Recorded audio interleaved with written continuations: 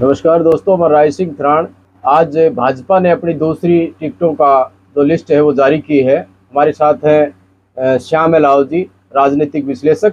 तो इनसे जानकारी लेंगे कि भाजपा ने जो दूसरी जो लिस्ट जारी की है उसमें किस तरह का टिकटों का वितरण किया है। श्याम जी, भाजपा ने जो दूसरी टिकटों का वितरण किया है तो उसमें किस तरह का उल्लेख करेंगे आप? देखिए, भाजपा की दो सूचियां आ चुकी हैं। पहली सूची में 67 कैंडिडेट उतारे गए थे जिनके नाम आए थे। अब जो है 21 जो है टिकटार्थियों की सूची जो है और जारी की गई उम्मीदवारों की। ये जो आज जो सीटें जारी की गई हैं इसमें विशेष चौंकाने वाले 2 ही 3 तथ्य हैं, बाकी तो पूर्व आभासित था। लेकिन सबसे जो अहम और जो चौंकाने वाली चीज है वो पूर्व शिक्षा मंत्री रामविलास शर्मा और गोपाल कांडा को लेकर है। या यूं भी कह सकते हैं कि बड़े बेआबरू होकर गुजरे तेरे कूचे से हम। ये जो शायर की ये बातें हैं ये आज इन दोनों नेताओं पर स्टिक बैठती दिखाई दे रही है। पहले बात करते हैं रामविलास शर्मा जी की। नारनौल विधानसभा सीट जो है वहां से रामविलास शर्मा जी जो है चुनाव लड़ते रहे हैं। लेकिन दोनों सूचियां आने के बावजूद भी जो 88 कैंडिडेटों की सूची तैयार हो चुकी है, लेकिन नारनौल और हिसार ये 2 सीटें ऐसी हैं जो फिलहाल छोड़ दी गई हैं। जो हिसार छोड़ दी गई है वो गोपाल कांडा के लिए, हालांकि वो 4 सीटों का मांग कर रहे थे अपनी पार्टी के लिए, लेकिन फिलहाल उनके लिए 1 सीट छोड़ दी गई है। रही बात रामविलास शर्मा जी की, रामविलास शर्मा जी का जो है उम्र के जो पड़ाव के साथ उनकी टिकटें जो है वो कटने की संभावनाएं काफी प्रबल हैं। और आप यूं मान के चल सकते हैं अगर मिल भी जाती है अब तो वो इज्जत के साथ नहीं मिल रही है, वो एक तरह से बेआबरू करके दी जा रही है इतने सीनियर लीडर को एक समय के साथ। हालांकि अनेक जो है उनको लेकर समय समय पर बातें भी रही, उन्होंने भी कई बार अपनी इस चीज को लेकर आक्रोशित रहे। फिर अनेक मौके ऐसे आए हैं कि वो मुख्यमंत्री के सामने भी अपनी बात जो है वो एक उग्र रूप में कही उन्होंने, और अनेक बार अपना विरोध दर्ज कराया बातों ही बातों में। लेकिन एक बार फिर उनको दरकिनार कर कहीं ना कहीं मैं ये मानता हूँ कि मुख्यमंत्री और पूर्व मुख्यमंत्री ने एक बार फिर ये दिखा दिया है कि आज भी जो है मनोहर लाल खट्टर जो है हरियाणा प्रदेश में भाजपा के इंचार्ज हैं और उन्हीं के अनुसार टिकटों का वितरण हो रहा है। और रामविलास शर्मा का जो है उनके साथ आंकड़ा ठीक नहीं था, इसलिए शायद अब उनकी टिकट रोक दी गई है। रामविलास शर्मा की जो टिकट है वह कैसे कटती दिखाई दे रही है, क्यों, क्या कारण रहे? देखिए, जो भारतीय जनता पार्टी के वरिष्ठ नेता कहे जाते हैं रामविलास शर्मा, उनकी टिकट को लेकर जो भी मैंने टिप्पणी की कि उनके साथ जो हो रही है कि तेरे कूचे से बड़े बेआबरू होकर हम गुजरे, वो कहीं ना कहीं जो उसका एक रीजन दिखाई देता है। इसमें एक पुराना मामला अभी सामने आया है और उस मामले में जो है एक पुरानी FIR जो है का हवाला दिया जा रहा है, जिसमें कोई नीलम शर्मा है, वाइफ ऑफ कैलासन शर्मा, बागोत तहसील करीना डिस्ट्रिक्ट महेंद्रगढ़ की रहने वाली हैं। उनकी शिकायत के आधार पे जो है SP ने एक जो है चीफ सेक्रेटरी की हरियाणा सरकार को एक जो है अनुमोदन भेजा था, उसमें जो उनके ऊपर कार्रवाई के मामले में। तो वो जो FIR है जिसमें उस नीलम शर्मा जो नाम की महिला है, उन्होंने काफी गंभीर आरोप लगाए हैं रामविलास शर्मा जी के जो है उनको ऊपर की। उन्होंने उनके पति से जो है बड़ी संख्या में पैसे लिए, 20-22 करोड़ रुपए, वो नकदी के तौर पे भी हैं, वो उनके विभिन्न कार्यक्रमों के खर्चे के तौर पे भी हैं, और तमाम चीजें तरह की चीजें हैं उस FIR में जो शिकायत उन्होंने थाने में दे रखी है उसमें वो चीजें सामने निकल के आ रही हैं। अब जो चीज जो मैं अभी जो एक ताजा चीज निकल के आई है वो एक 4 सितंबर की जो है चिट्ठी है जो SP की तरफ से लिखी गई है। उसमें ये हवाला दिया गया है, जो नीलम शर्मा की जो FIR है उसका उसमें हवाला दिया गया है कि इस FIR अंडर जो है सेक्शन 173 BNSS ऑफ 2023 उसमें जो है एप्लीकेंट की ओर से ब्रीफ किया गया है, जिसकी एक कॉपी जो है उनको भी दी गई है, एक chief secretary additional chief secretary Haryana सरकार को दी गई है। इसके अलावा उसकी एक कॉपी है वो डायरेक्टर जनरल ऑफ पुलिस को भी भेजी गई है। तो ये जो FIR की कॉपी है ये कहीं ना कहीं जो है इस मामले में मुझे एक बड़ा कारण बनती दिखाई दे रही है कि जो FIR SP की जो ओर से जो रिकमेंडेशन चीफ सेक्रेटरी के पास भेजी गई है वो कहीं ना कहीं बड़ी अड़चन बढ़ती दिखाई दे रही है मुझ टिकट में। और मैं ये मानता हूँ कि 99% जो है रामविलास शर्मा जी की टिकट इसी वजह से कट रही है, या उसमें और भी कारण हो सकते हैं, लेकिन ये उसमें एक अहम कारण होगा ये जो है अब फिलहाल में यही दिखाई देता है जी। और अगर अब भी टिकट जाती है, जैसे मैंने आपको कहा कि बड़े बेआबरू होकर तेरे कूचे से हम गुजरे, शायद आज उनके साथ यही बनी हुई है जी। गोपाल कांडा का मैंने आपको बता दिया। गोपाल कांडा अपनी पार्टी की 4 टिकटें मांग रहे थे, उन्होंने बल्कि अपने भाई को तो जो है चुनाव में उतार ही दिया, ये मान लीजिए। उसके बावजूद भी आप उनको जो है सभी टिकटें उनकी खत्म करते हुए एक टिकट छोड़ी गई है। शायद वो भी अगर आंकड़ा नहीं मिलता तो उनको वो भी उनके खाते में ना आए और उनको अपनी ही पार्टी से एक बार फिर से जो है चुनाव मैदान में उतरना पड़े। अब हम बात करते हैं जो आज टिकटें जारी की है उनको लेके। उनमें सबसे जो अहम जो अगर बात करें बंटवारे की टिकटों की, तो उसमें पहली बात आती है नारायण से पवन सैनी की। पवन सैनी को जो है वो पहले लाडवा से चुनाव लड़ते रहे हैं, लेकिन अब लाडवा में जो है मुख्यमंत्री निवर्तमान हो गए। अब तो निवर्तमान मुख्यमंत्री नायब सिंह सैनी जी को टिकट दी गई है वहां से, और अब जो है पवन सैनी को लाडवा से जो है नारायणगढ़ भेजा गया है। तो एक तरह से उनका स्थानांतरण जो है वो एक वीआईपी की वजह से वहां कर दिया गया है। अब वो तो आने वाले समय और हालात बताएंगे कि उनको किस तरह का क्या वहां मिलता है, वो जीत पाते हैं नहीं जीत पाते हैं, उनका भाग्य है, उनकी मेहनत है, वो आगे देखने की चीज बनती है जी। इससे अगली सीट आती है पेहोवा की। पेहोवा से जो है जय भगवान शर्मा को टिकट दी गई है। इनको डीडी शर्मा के नाम से भी लोग बोलते हैं। लगभग एक समय ऐसा था कि इनकी भी टिकट कटने की संभावनाएं थी, लेकिन उन्होंने अपना एक उग्र रूप दिखाया, विरोध दर्ज कराने का काम किया, जिसके बाद शायद जो है भारतीय जनता पार्टी बैकफुट पे आई है और उन्होंने जो है डीडी शर्मा को एक बार यहाँ से दोबारा टिकट देने का काम किया है। इससे अगली अगर हम बात करें पुंडरी विधानसभा है, पुंडरी विधानसभा से सतपाल लांबा को टिकट दी गई है। इसी प्रकार असंध से योगेंद्र राणा को टिकट दी गई है। गन्नौर से देवेंद्र कौशिक को टिकट दी गई है और राय विधानसभा क्षेत्र जो सोनीपत का उसमें श्रीमती कृष्णा गहलोत को टिकट दी गई है।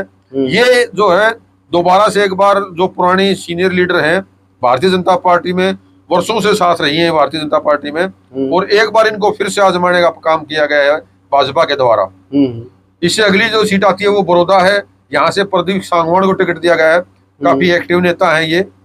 वहीं जुलाना से कैप्टन योगेश बैरागी को टिकट दी गई है जी। ये जो चीजें हैं आपके सामने आगे बताएंगे। इसी प्रकार नरवाना से है, नरवाना से कृष्ण कुमार बेदी को टिकट दी गई है, ये भी पूर्व विधायक रहे हैं।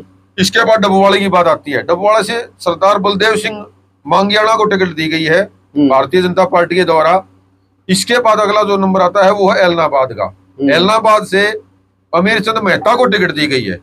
ये अमीर चंद मेहता जो है इनके अगर हम बात करें आपकी, तो अमीर चंद मेहता की जो है यहाँ टिकट नहीं मानी जा रही थी, बल्कि यहाँ से मीनू बेनीवाल की टिकट मानी जा रही थी जी जी। तो ये के बात है मीनू बेनीवाल की, तो ये मीनू बेनीवाल कौन है, थोड़ा सा इसके बारे में दर्शकों को जरूर बताएं। जी बिल्कुल, आपने ठीक पूछा। मीनू बेनीवाल जो है वो भारतीय जनता पार्टी में काफी ऊंचे तक पहुंचने वाली बात स्थिति बताई जाती थी। कुछ लोग तो ये कहते थे कि इनके अमित शाह जी के साथ सीधे संबंध है और जो है ये अपनी टिकट बार बार जो है प्रदेश संगठन के अलावा भी ऊपर से भी ला सकते हैं। लेकिन मीनू बेनीवाल को जो है औंधे मुंह डालते हुए और अमीर चंद जी को जो टिकट दी गई है मेहता को जी, वो कहीं ना कहीं जो मीनू बेनीवाल है उसको जमीन दिखाने का काम किया गया है। अब मैं आपको तो इनकी तारीफ थोड़ी बता दूं। इनके बारे में ये कहा जाता है, लोग ये कहते हैं कि जो इनेलो पार्टी है उसको तोड़ने में अहम भूमिका इनकी रही है, लोग यहाँ तक कहते हैं। इसके अलावा जैसे मैंने आपको बताया कि जो है भारतीय जनता पार्टी में ये कहता कि मीनू बेनीवाल की काफी ऊंची तक पहुंच थी, वो अपनी टिकटें ऊपर तक ला सकते हैं, तो ये चीजें हैं। लेकिन एक चीज से टिकट जो वितरण है एलनाबाद वाला, इसने एक बात जरूर साबित कर दी है कि जो यहाँ वहां की राजनीति करके लोग आगे बढ़ना चाहते हैं, यहाँ वहां के आप मेरी बात समझ सकते हैं, तो ऐसे लोगों को जरूर झटका दिया भारतीय जनता पार्टी ने कि यहाँ वहां से जो करने वाले लोग हैं वो यहाँ वहां के भी नहीं रहते, ना वो यहाँ के रहते ना वो वहां के रहते हैं। तो ये इनके मामले में जो है एक चीज निकल के आई है। तो कि मीनू बेनीवाल को जो है अब समझ जाना चाहिए, और मीनू बेनीवाल नहीं कहूंगा मैं तो, बल्कि मीनू बेनीवाल जैसे जो और बहुत से लोग हैं उनको भी ये चीज अच्छी तरह से अब समझ लेनी चाहिए कि ऐसी जो स्थिति के लोग होते हैं उनके साथ लास्ट में क्या होता है जी। उससे अगली बात जो बात आती है, एक सबसे अहम रोहतक की सीट है बिल्कुल। ये भी अपने आप में बड़ी खास और वीआईपी बनी हुई थी इस दूसरी लिस्ट के अनुसार। जो रोहतक सीट है वहां से मनमोहन गोयल और एक और युवा नेता है आदित्य बत्रा, जो होलिया हॉस्पिटल के मालिक बताए जाते हैं, वो टिकट की दौड़ में थे। और कहीं ना कहीं ये कहा जा रहा था कि मनीष ग्रोवर जो है वो टिकट की दौड़ से बाहर हो जाएंगे या हो गए हैं। और एक बार ये चीज भी आई, बात भी सामने आई थी कि जो मनीष ग्रोवर ने, उन्होंने खुद भी ये कह दिया था कि मुझे टिकट नहीं चाहिए, किसी और साथी को लड़ाया जाए जी। तो ये चीजें आने के बावजूद एक बार फिर से मनीष ग्रोवर पर जो है भरोसा साधना, कहीं ना कहीं ये पूर्व मुख्यमंत्री मनोहर लाल खट्टर का जो है वो कद और टिकट वितरण में उनकी जो भूमिका है वो एक बार फिर से जो है हावी होती दिखाई दे रही है जी। जी तो एक सवाल और है श्याम जी, एक बार तो मनीष ग्रोवर ने खुद भी मानकर ये दिखाया था कि, लेकिन उसके बाद वो अटक गए थे किसी बात को लेकर के, लेकिन सेकंड जो सीएम कहे जाते थे रोहतक के लिए, तो उसके बारे में एक बार बखान जरूर करें। देखिए, जो मुख्यमंत्री मनोहर लाल खट्टर का जो दोनों टाइम पीरियड रहे, करीब 9.5 साल का कार्यकाल, उसमें रोहतक के लोग जो है मनीष ग्रोवर को सेकंड सीएम के नाम से बुलाते थे। यानी कि रोहतक अगर बात करें जिले की या रोहतक लोकसभा की, तो सबसे ज्यादा मनीष ग्रोवर के कार्यों को तवज्जो दी जाती थी। और कहने वाले तक तो यहाँ तक कहते हैं कि हर रोज उनका अलग से दरबार लगता था और वो बगैर किसी पद पे होते हुए, यानी कि मंत्री, विधायक या बड़े किसी पद पर होने के ना होने के बावजूद भी लोगों की समस्याएं सुनते थे और उनका समाधान कराते थे। तो एक तरह से जो है रोहतक के जो लोकल लोग हैं, विशेष तौर पे पंजाबी समुदाय के लोग, वो इसको जो है सेकंड सीएम के नाम से बुलाते थे। लेकिन जो पिछली जो भी बातें रही हों और जो टिकटों का जो आपके सामने मनमोहन गोयल थे या आदित्य बत्रा थे, जो टिकटें चाह रहे थे और ये मान रहे थे कि मनीष ग्रोवर की इस बार नहीं रहेगी, उनको कहीं ना कहीं झटका मिला है। और एक बार फिर से मनीष ग्रोवर ने ये दिखाया है और मनोहर लाल खट्टर ने ये दिखाया है कि जो है मनीष ग्रोवर के लिए ये रोहतक है, यही सीट रहे। और ये शायद जब तक मनोहर लाल खट्टर की चलेगी और मनीष ग्रोवर की चलेगी तो उनकी ही रहेगी। तो अब जो है मुकाबला जो है मनीष ग्रोवर और भारतीय जो कांग्रेस पार्टी है उनके भारत भूषण बत्रा के बीच में ही होता दिखाई दे रहा है। और आने वाले समय में वो तो अब रिजल्ट बताएगा कि ये क्या रहता है इनके साथ, कौन ऊपर जाता है कौन नीचे रहता है, ये तो आने वाला वक्त बताएगा। इसके बाद में अगली जो सीट है उसके बारे में आपसे बात करना चाहूंगा। नारनौल विधानसभा सीट भी आज डिक्लेयर की गई है, जहां से ओम प्रकाश यादव को टिकट दी गई है। इसके अलावा इससे अगली सीट है, वो भी एक काफी रोचक स्थिति अपने साथ लिए हुए है। रोचक इसलिए लिए हुए है कि यहाँ से जो है पूर्व मंत्री, निवर्तमान मंत्री डॉक्टर बनवारी लाल जो है वो आते हैं। ये लगातार 2 बार विधायक बने हैं। 2014 जब इन्होंने विधानसभा चुनाव लड़ा और जीता तो इनको राज्य मंत्री बनाया गया था। और अब जो पिछला कार्यकाल रहा निवर्तमान जो था, उसमें कैबिनेट मंत्री तक इनका प्रमोशन भी हुआ। ये तो श्याम जी एक जो है राविंद्र जीत के खेमे के माने जाते हैं और उनके नजदीकी भी माने जाते हैं, लेकिन इस बार इनकी पावर से टिकट काट दी गई है। और इस बार यहाँ से जो है टिकट डॉक्टर कृष्ण कुमार को दी गई है। ये एक जो है बड़ा उलटफेर है कि डॉक्टर एक आदमी को प्रमोशन और प्रमोशन के बाद अचानक से प्रमोशन ही नहीं, बिल्कुल बाहर 67 कैंडिडेट। ये जो है एक बड़ी चौंकाने वाली स्थिति जो कैंडिडेट की विधानसभा की निकल के आई है। 2 अभी बाकी हैं, अब जो है देख रहे हैं सार एक नारनौल, उससे अगली टिकट आती है पटौदी से, वो श्रीमती बिमला चौधरी बांटी गई है।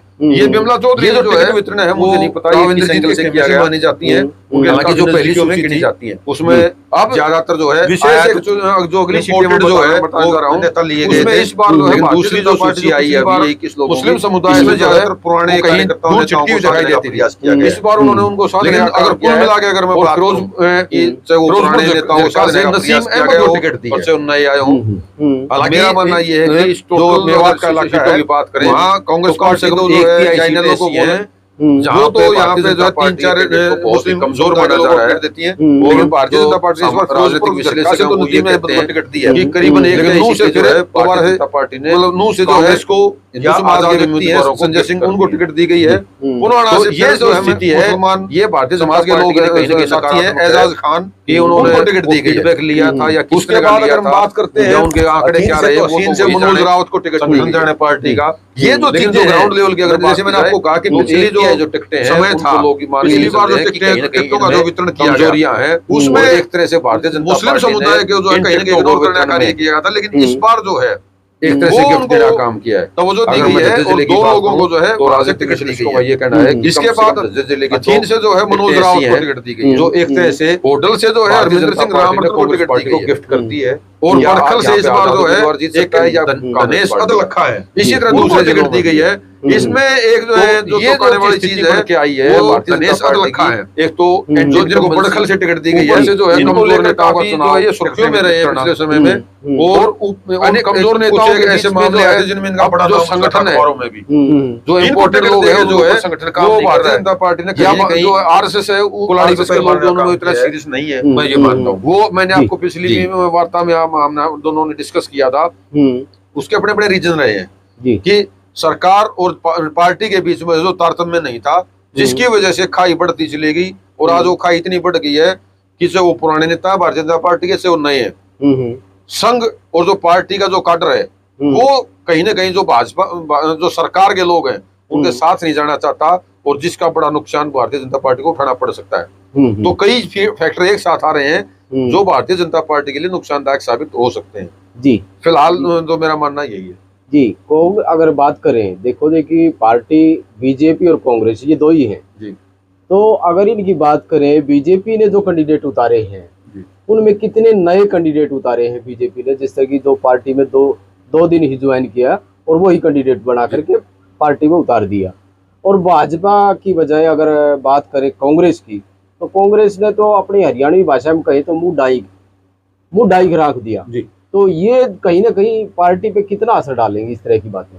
देखिए, जैसा मैंने आपको कहा कि भारतीय जनता पार्टी में जो पहली लिस्ट आई थी उसमें आधे से भी ज्यादा जो कैंडिडेट थे वो इम्पोर्टेड थे, चाहे वो एक दिन पहले आए, चाहे वो एक महीने पहले आए, चाहे वो 6 महीने पहले, चाहे वो 1 साल पहले आए। ज्यादातर दूसरी पार्टियों से इम्पोर्ट हुए लोगों को टिकट दी गई, और वो जो पार्टी संगठन है उसके लिए नुकसानदायक है। पार्टी संगठन उससे कहीं ना कहीं नाराज है कि उनकी अनदेखी हुई है। रही बात कांग्रेस पार्टी की, कांग्रेस पार्टी के भी जो है वो सूची जो आई है उसमें मुख्य रूप से जो पार्टी के जो पुराने वर्कर हैं उन्हीं को तवज्जो दी गई है। जो पूर्व विधायक हैं विशेष तौर पे 28 तो उनको दी गई है, 3 जो है अभी उनको दूसरों को दी थी, जिसमें एक जो है खिलाड़ी विनेश फोगाट भी शामिल है। जी जी। तो लेकिन अभी तक के जो टिकट वितरण आया है कांग्रेस पार्टी का, उसके हिसाब से उन्होंने मजबूत कैंडिडेट दिए हैं, इसमें कोई दो राय नहीं। उन्होंने कोई जल्दबाजी नहीं कही है, ना ही उन्होंने इम्पोर्टेड लोगों को ज्यादा जो है टारगेट किया है। 1-2 लोगों को मान सकते हैं कि वो दूसरी पार्टी से आए, उनको टिकट दे दिया गया, लेकिन भारतीय जनता पार्टी की तरफ से काफी जो है इस मामले में गलतियां की गई हैं, और वो गलतियों का खामियाजा कहीं ना कहीं पार्टी को आने वाले चुनाव में भुगतना पड़ सकता है। तो कांग्रेस पार्टी ने जो नए कैंडिडेट इसमें उतारे हैं अपने कांग्रेस पार्टी में, तो उनको जो टिकट देकर कहीं कहीं कांग्रेस ने दिखा जरूर है कि ये कैंडिडेट 100 का 100 जीत के आएंगे और कांग्रेस की झोली में जो है टिकट को डालेंगे। तो कहीं ना कहीं ये दिखा जरूर है कांग्रेस पार्टी ने, और बीजेपी में ऐसा दिखने को नहीं मिल रहा। देखिए, बीजेपी के सामने 2 समस्याएं थी। एक तो सरकार के प्रति एंटी इनकम्बेंसी, और दूसरा स्थानीय विधायक के प्रति एंटी इनकम्बेंसी। ये जो उन्होंने नए जो चेहरे उतारने का प्रयास किया है, काम किया है, उसका सबसे अहम कारण जो स्थानीय विधायक है उसकी एंटी इनकम्बेंसी को रोकना था। ये सरकार से तो नाराजगी है, सरकार के कामों से तो नाराजगी है, लेकिन स्थानीय विधायक से भी नाराजगियां बहुत ज्यादा होती हैं जो सरकार से नहीं होती जी। तो वो स्थानीय विधायक से जो नाराजगी है, कम से कम वो तो सामने ना आए। तो एक तरह से भारतीय जनता पार्टी ने अपना बचाव करने का काम किया था इससे, जो नए चेहरों को टिकट देने का। लेकिन वो कितना फायदेमंद होता है, वो उनका जो एक्सपेरिमेंट है वो कितना कामयाब होता है, ये तो आने वाला समय बताएगा। लेकिन जैसे आपने कहा कि कांग्रेस पार्टी ने चाहे भले ही नए चेहरों को टिकट दी हो कुछ को, लेकिन उन्होंने मजबूत जो है लोगों को काम करने का किया बात करी है। उसमें मैं आपको यही कहना चाहूंगा कि जो चौधरी भूपेंद्र सिंह हुड्डा पूर्व सीएम है, उन्होंने एक दूरदर्शी सोच रखी है कि पहले तो प्रयोग के तौर पे 28 के 28 पूर्व विधायकों को टिकट दे दी गई जी। वो तो भारतीय जनता पार्टी के जो विरोध का मामला था कि एक ही दिन में जो है हजारों इस्तीफे हो गए टिकट बदलने की वजह से। एक तो वो उन्होंने टेस्ट करके देख लिया अब विरोध कितना होता है या नहीं होता है। और आपने देखा होगा कुछ दो चार पांच सीटें ऐसी हैं जिन पे थोड़ी बहुत विरोध के शोर उठे हैं, नहीं तो ज्यादा विरोध नहीं हो पाया। लेकिन भारतीय जनता पार्टी की अगर उनसे तुलना करें तो हर जिले में दो या तीन सीटें ऐसी हैं जहां से विरोध के शोर आ रहे हैं जी। और आजाद उम्मीदवार के तौर पे कई सीनियर लीडर जो है अपने ताल ठोक चुके हैं। तो ये एक समझ कहें या भारतीय जनता पार्टी की वो कहें कि उनका अपना बचने का तरीका, वो दोनों की स्थितियां अलग अलग हैं। कांग्रेस पार्टी तो आगे बढ़ रही है, उनको तो एक कॉन्फिडेंस है कि हम सरकार बना रहे हैं। जी, जी, अगर मान लो 19-20 अगर अपने कैंडिडेट की कमी भी रख ली, कोई कमी रह भी गई, तो जो पार्टी के प्रति लोगों की पॉजिटिव एक लहर चली हुई है, वो लहर उनको पार उतार ले जाएगी। और भारतीय जनता पार्टी की मजबूरी ये होगी कि उनको दो जो है एंटी इनकम्बेंसी लड़ना पड़ रहा है, एक स्थानीय विधायक की और एक सरकार की। तो दोनों के बीच में फर्क है और ये फर्क ही जो है वो इन दोनों के बीच के जो खाई को अलग अलग करता है, इनको बढ़त की तरफ और उनको डाउन की तरफ। अब देखना ये है कि भारतीय जनता पार्टी इस डाउन को कैसे रोकती है। वो प्रधानमंत्री की रैलियां करती हैं या केंद्रीय मंत्रियों की रैलियां करते हैं या स्थानीय जो नेता है उनको एक कोई स्ट्रेटजी देते हैं या आरएसएस या जो पार्टी संगठन के लोग हैं उनको रिवाइव करते हैं, उनको जो है आगे बढ़ाने के लिए अपन उनसे सहयोग लेते हैं। वो आने वाला समय बताएगा, चुनाव बताएगा कि कौन किस तरह की क्या गतिविधियां पूर्ण कर पाता है। देखिए कहीं ना कहीं भाजपा ने जो पुराने कैंडिडेट थे उन पर भरोसा शायद जताया नहीं कि ये कैंडिडेट जो है यहाँ से टिकट क्लियर कर सकेंगे, लेकिन कांग्रेस ने 28 सीटों पर पूरा भरोसा जता करके उनको दोबारा से टिकट दिया गया। तो कहीं ना कहीं भाजपा इस चीज़ को लेकर के शायद मायूस थी, हटी पीछे, और जो नया कैंडिडेट आएगा उसी को टिकट दे दिया गया। तो इस बारे में थोड़ा सा खुलासा करें कि जैसे मैंने आपको जैसे बताया कि भारतीय जनता पार्टी की दो मजबूरियां थी, एक तो सरकार के खिलाफ विद्रोह लोगों का गुस्सा और एक स्थानीय विधायक के प्रति गुस्सा।